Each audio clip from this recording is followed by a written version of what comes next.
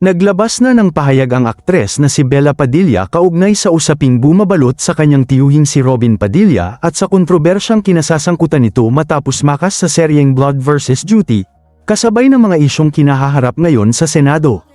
Sa isang mahabang post sa X o dating Twitter, nilinaw ni Bella ang kanyang panig matapos umano siyang paulit-ulit na tanungin ng publiko tungkol sa pagkakadawat ng pangalan ng kanyang tiyuhin sa proyekto at sa kasalukuyang political climate.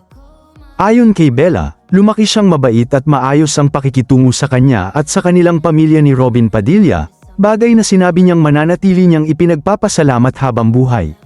Growing up, my Tito Robin was kind to me and my family. I will be forever grateful for this, saad ng aktres. Gayunman, inamin din ni Bella na habang tumatagal at umuunlad ang kani-kanilang career paths, lalo na nang pumasok sa politika si Robin, ay naging madalang na ang kanilang personal na pagkikita. Bukod dito, sinabi rin niyang magkaiba sila ng paniniwala at pananaw sa ilang mahahalagang issue. But as our careers flourished and took different directions, with him entering politics, our personal encounters have become scarcer. Our ideologies also differed, dagdag pa niya. Nilinaw rin ng aktres na hindi sila madalas magkita ng kanyang tiyuhin at ang huli raw nilang pagkikita bago ang taping ng Blood vs. Duty ay 3 taon na ang nakalilipas.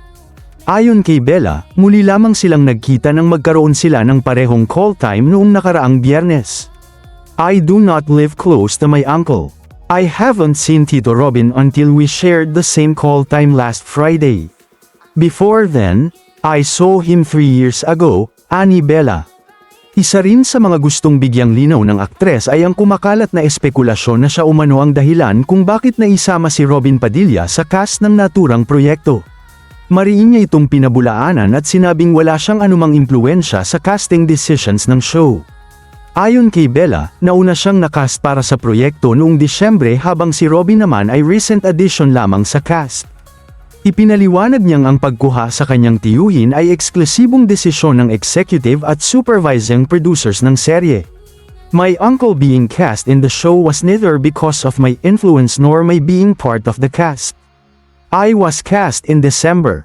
He is a recent addition to the show. This decision is purely the prerogative of the executive and supervising producers of the show, paliwanag niya. Sa huling bahagi ng kanyang post, muling iginiit ni Bella na bagamat magkamag-anak sila ni Robin Padilla, hindi nito automatikong ibig sabihin na pareho sila ng paniniwala pagdating sa politika at personal na prinsipyo.